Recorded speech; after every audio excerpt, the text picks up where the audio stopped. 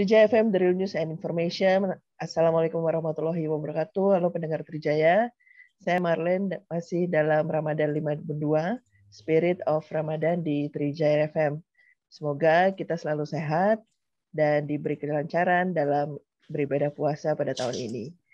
Anda bisa WhatsApp di 0812 111 1046 untuk tanya-tanya dengan narasumber kita, Diaspora Indonesia, Mas Aji Halim Kuspratomo, mahasiswa dari Penza State University di Rusia.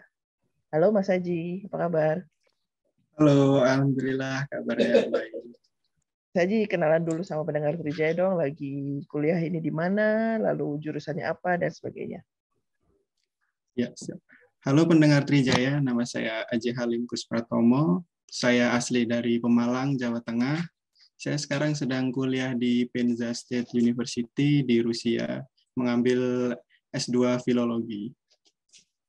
Oke, itu sastra berarti ya? Ya, mengenai bahasanya juga. Kenapa Mas awalnya memutuskan kuliah di Rusia dan kuliah tentang filologi? Karena saya waktu S1 di Bandung juga mengambil sastra Rusia di Unpad, maka dari itu saya ingin memperdalam lagi, Mbak. Jadi sekalian kita ke negaranya biar lebih tahu. Ya. Seperti itu. Mas Aji mungkin disampaikan, ini berarti baru tahun pertama di Rusia ya? Iya, kalau di sini sebutannya per week course. Nah, itu tahun Oke. Per week course. Iya, per week course. Per week course. Oke. Iya, betul. Kalau URA itu artinya apa sih Mas? URA Mas?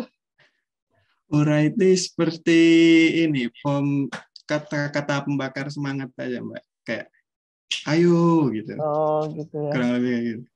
Ya, itu katanya viral banget tuh di sini.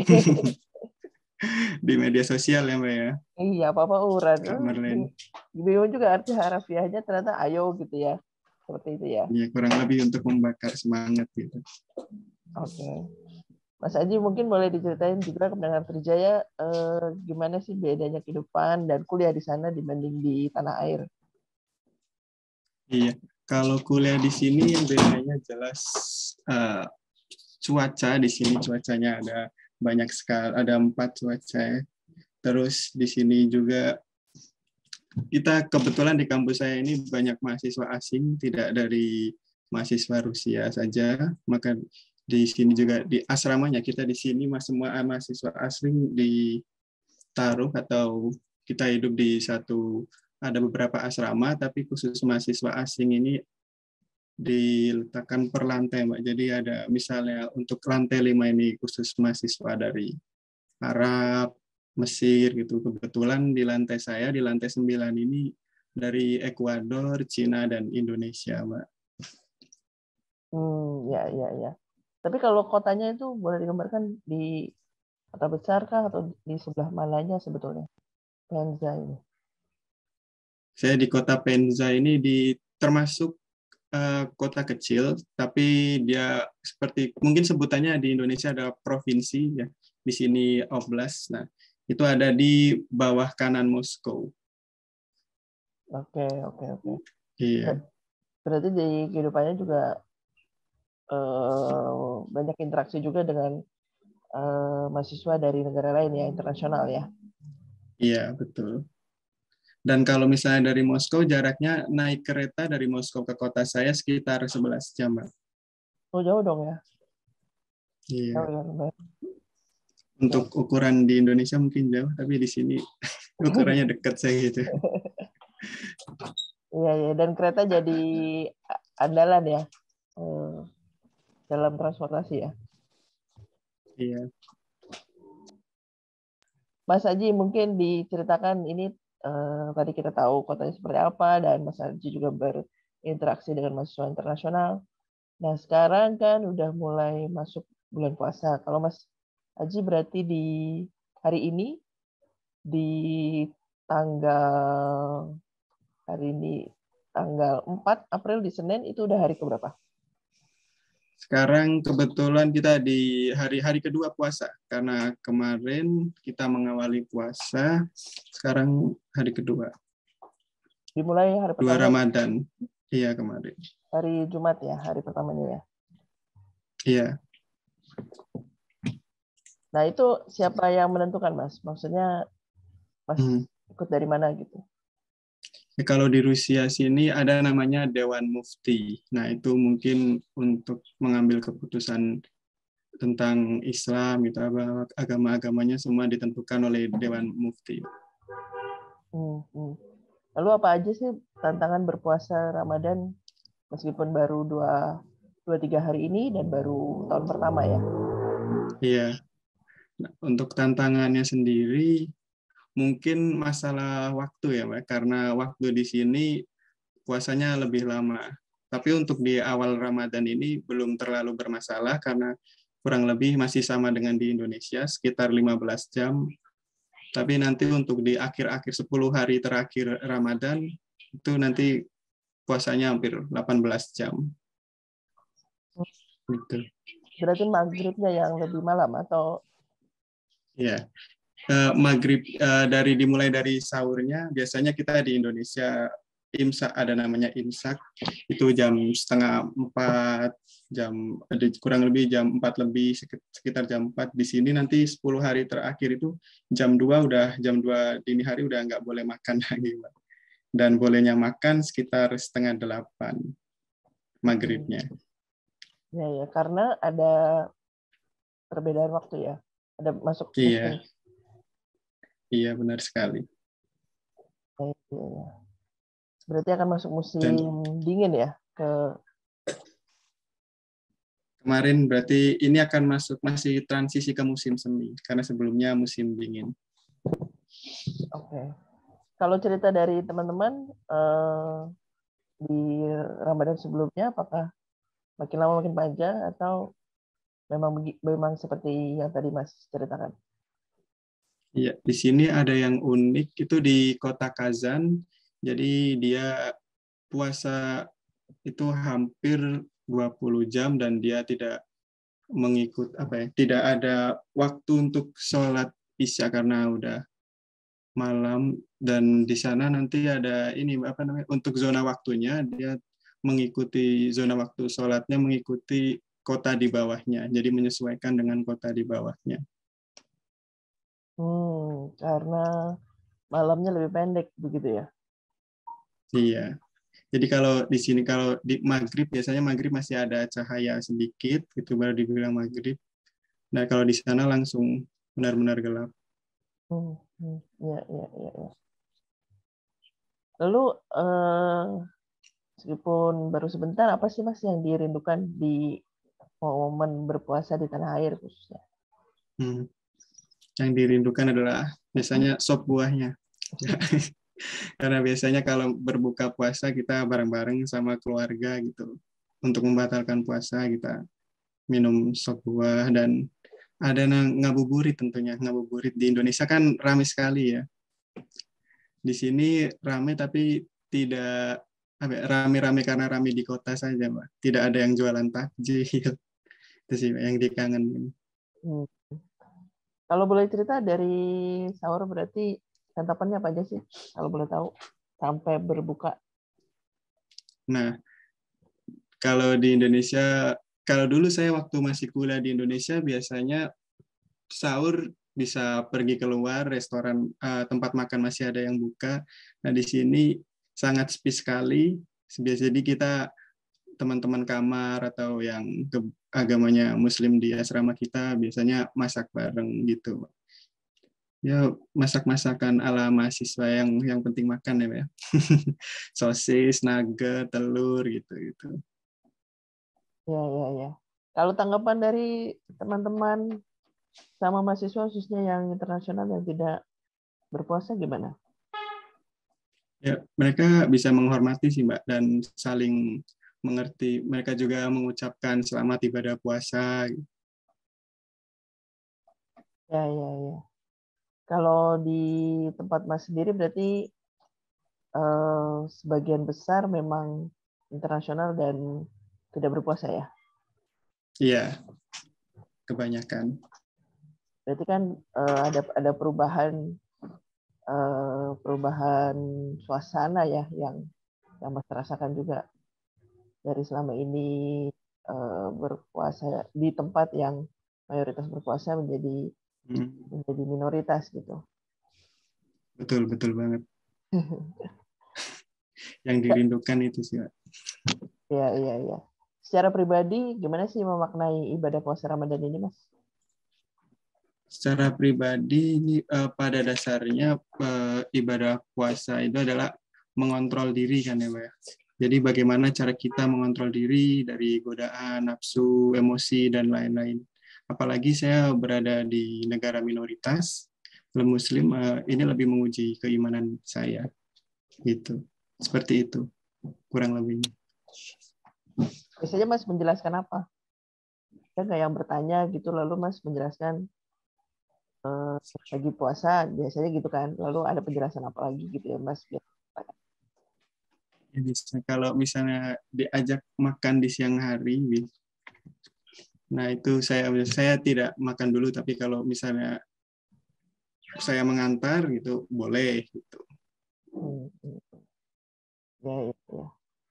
Kalau puasa ini kan juga terkait dengan momen kita untuk berbagi, untuk lebih banyak lagi bagiannya. Kalau makna berbagi versi Mas Aji apa sih, Mas? Makna berbagi. Bagaimana cara kita dengan berbagi kita bisa menyenangkan orang lain juga, Mbak. Misalnya ada orang yang membutuhkan, kita bisa membagi sedikit rezeki kita kepada mereka. Itu dengan berbagi itu sendiri kita juga bisa membuat hati kita menjadi lebih senang lagi, Mbak. Iya. Jadi bukan jadi makin kekurangan gitu ya. Iya, betul. Mas Aji, Malah silakan Mas. Iya, malah membuat hati kita menjadi lebih senang. Mas Aji mungkin boleh ceritakan juga, Mas Aji punya cerita tentang Firdaus Memorial Park dari Sinergi Foundation. Ini apa nih Mas sebetulnya Mas? Iya. Sebenarnya Firdaus Memorial Park ini adalah sebuah program penyediaan pemakaman Muslim yang asri, nyaman, ramah lingkungan, dan sesuai dengan syar'i, serta bebas biaya untuk kalangan du'afa dengan pola wakaf. Ketika orang miskin dilarang mati lantaran tingginya biaya untuk penyediaan lahan pemakaman, Taman Wakaf Pemakaman Muslim Firdaus Memorial Park itu sendiri hadir sebagai solusi. Mulai dari proses memandikan, mengafani, menyalatkan, hingga memakamkan, plus menyediakan lahan pemakaman itu sendiri. Murni cuma-cuma tanpa ada pungutan dalam bentuk apapun. Ini berkonsep wakaf, pemakaman Muslim Firdaus Memorial Park ini menjadi sebuah aset non-publik, non-profit oriented, aset publik non-profit oriented yang sepenuhnya dimiliki oleh masyarakat yang bersumber dari dana wakaf. Nah, Firdaus Memorial Park ini hadir di sejumlah titik selain di Cikalong Wetan, Bandung Barat. Kini Firdaus Memorial Park 2 dan 3 akan hadir di wilayah Kabupaten Bandung dan Kabupaten Bogor.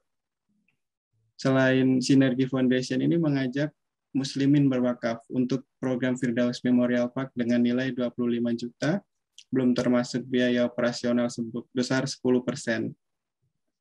Nominal wakaf tersebut sudah termasuk benefit. Yang pertama itu ada covering makam untuk pewakaf, 1 lubang bisa menampung 3 jenazah, 2 ada penyediaan makam untuk duafa, 3 berpartisipasi dalam 9 program wakaf yang dikelola Sinergi Foundation. Nah, nomor 4 yang terakhir ini ada layanan pemulasaran, pengurusan jenazah. Ya. Dengan seperti itu. Ya, berarti ini khusus untuk kaum duafa ya? Iya. Memang terlihat atau terdengar sulit ya untuk kaum duafa misalnya mendapatkan pemakaman yang layak, apalagi ini yang bagus gitu ya, yang sudah dipersiapkan sebelumnya gitu ya Mas. Iya, karena ada biayanya kan, kurang lebih. Ya. Nah, dengan konsep wakaf ini gimana caranya untuk misalnya pendengar tertarik atau ada yang mau tanya-tanya gitu Mas, silakan. Oh iya, untuk pendengar Trijaya caranya mudah sekali. Jadi sahabat semua bisa langsung mengunjungi kantor Sinergi Foundation di Jalan Paskal nomor 143 Bandung, atau langsung saja ke Jalan Sidomukti nomor 99H Gedung Wakaf Bandung. Selain itu bisa juga mengunjungi website kami di www.sinergifoundation.org. Baik, dengan konsep wakaf berarti tercatat semua yang penerimanya dan semua administrasinya gitu tercatat ya Mas, dan apa namanya, pemberi wakafnya itu bisa mengontrol ya Mas. Ya, betul sekali. Oke. Berarti ini sebetulnya konsep makam yang biasanya premium ya dalam tanda kutip, tapi ini bukan untuk kita, tapi untuk kita wakafkan kepada kaum duafa. Itu intinya ya. Iya. Ya, intinya seperti itu. Betul. Saya dengar-dengar yang di Firdaus Memorial Park sebelumnya udah penuh ya, makanya dibuka lagi gitu ya. Iya, makanya ada pembukaan yang kedua dan ketiga itu. Ya, ya. Kalau kriteria duafanya Mas, dari pihak Sinergi Foundation yang menentukan atau peserta wakafnya itu bisa ikut andil? Nah, itu nanti dari pihak Sinergi Foundation-nya yang akan menentukan. Ya, ya, ya. Jadi pendengar TJ langsung tanya-tanya aja langsung ke Sinergi Foundation. Tadi di websitenya di mana Mas? www.sinergifoundation.org, atau bisa ini Mbak, kita apabila sahabat ingin bertanya-tanya seputar program wakaf pemakaman Muslim Firdaus Memorial Park ini, bisa menghubungi ke nomor telepon berikut nih. Ada 0821 2018 3467. Saya ulangi sekali lagi, 0821 2018-3467. Baik. Mas Aji, ada lagi yang ingin disampaikan? Silakan. Ya, untuk pendengar Trijaya, mungkin kita lebih semangat lagi puasanya. Semoga puasa kita berkah, semua amal ibadah kita diterima oleh Tuhan, dan kita bisa bertemu dengan Idul Fitri bersama keluarga. Amin, amin. Mas Aji ada rencana mudik mungkin? Nanti setelah lulus saya baru pulang ke Indonesia. Oke. Karena baru berangkat ya. Iya. Baik. Semoga sukses juga kuliahnya. Amin. Dan untuk Sinergi Foundation, terima kasih udah memfasilitasi perbincangan kita.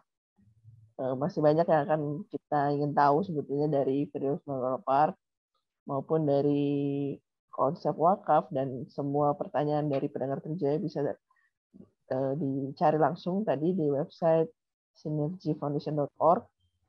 Dan nanti kapan-kapan kita ketemu lagi dengan narasumber lainnya yang juga bisa menjelaskan tentang Firdaus Memorial Park ini. Dan terima kasih Mas Aji udah menjelaskan dan udah cerita-cerita tentang puasa di Penza di Rusia. Siap. Terima kasih, sama-sama. Terima kasih.